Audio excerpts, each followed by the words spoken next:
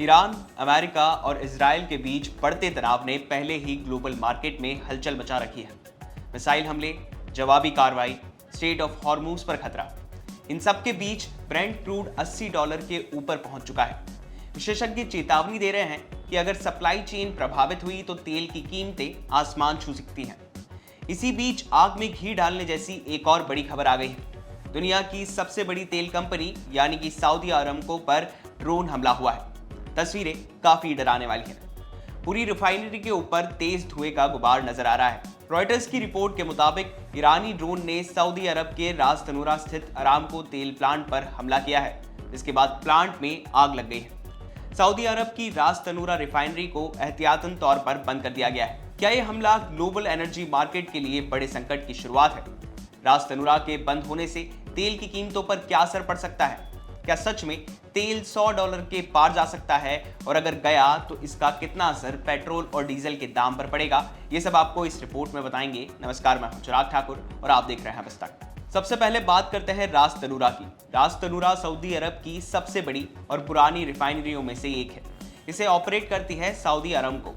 कई social media post के मुताबिक ईरान के शाहिद 136 ड्रोन ने सोमवार सुबह सऊदी अरब के मुख्य एनर्जी हब रास तनूरा में सऊदी अरामको की तेल रिफाइनिंग फैसिलिटी पर हमला किया। हालांकि ब्लूमबर्ग की रिपोर्ट के मुताबिक आग छोटी थी जो कंट्रोल में कर ली गई है। यहाँ रोज करीब 5.5 लाख बैरल कच्चे तेल की प्रोसेसिंग होती है। सिर्फ रिफाइनिंग ही नहीं, ये एक बड़ा एक्सपोर्ट टर्मिनल भी है। मतलब अगर ये लंबे समय तक बंद रहती है तो ग्लोबल सप्लाई चेन पर सीधा असर पड़ेगा।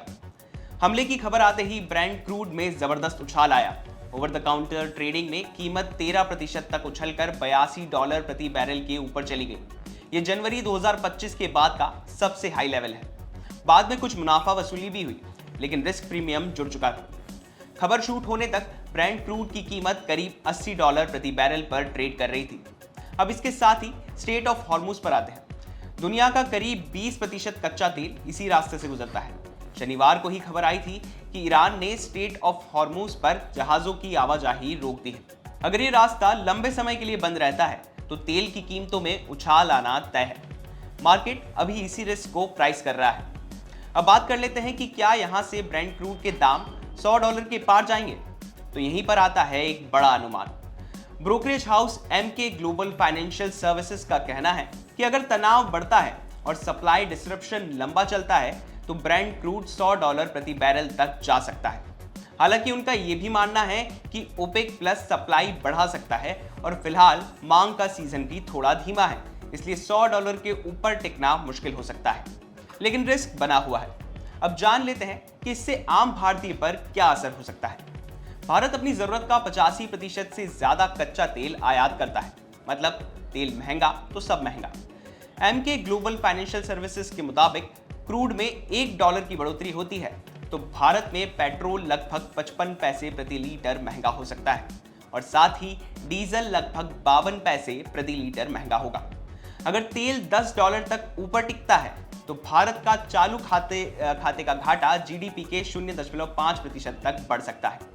मतलब रुपया दबाव में, महंगाई बढ़ने का खतरा और आरबीआई पर ब्याज दरें ऊंची रखने का दबाव। इसका किन सेक्टर पर असर पड़ सकता है तो बता दें कि ऑयल मार्केटिंग कंपनियों के शुरुआती मार्जिन पर दबाव आ सकता है।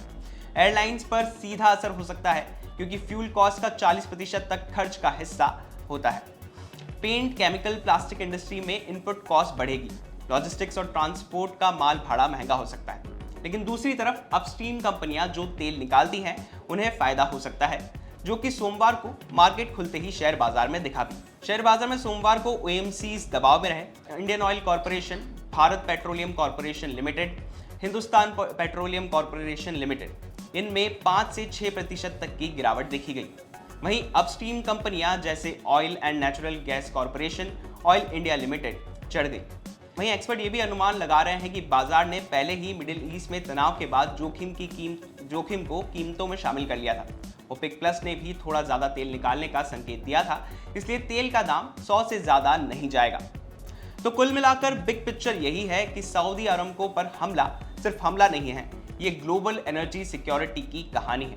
अगर सऊदी जैसे बड़े प्रोड्यूसर्स सुरक्षित नहीं है तो पूरी दुनिया का तेल संतुलन हिल सकता है। तेल सिर्फ पेट्रोल नहीं है, तेल से ट्रांसपोर्ट चलता है, तेल से मैन्युफैक्चरिंग चलती है, तेल से अर्थव्यवस्था चलती है। अगर हालात काबू में रहे तो ये उछाल अस्थायी हो सकता है, लेकिन अगर तनाव बढ़ा तो $100 का तेल सिर्फ अनुमान नहीं, हकीकत भी बन सकता है। और तब असर सिर्फ बाजार पर नहीं, हमारी रोजमर्रा की जिंदगी पर भी दिखेगा।